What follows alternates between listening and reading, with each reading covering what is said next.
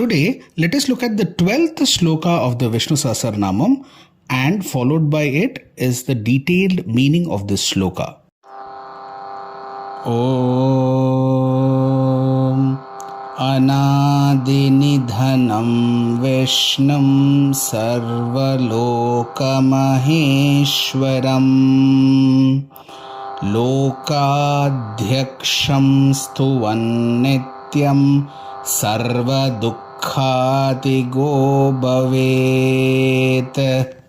Anadinidhanam Vishnum Sarvalokamaheeshwaram Lokadhyaksham Stuvannnityam Sarvadukkhatigo Bhavet.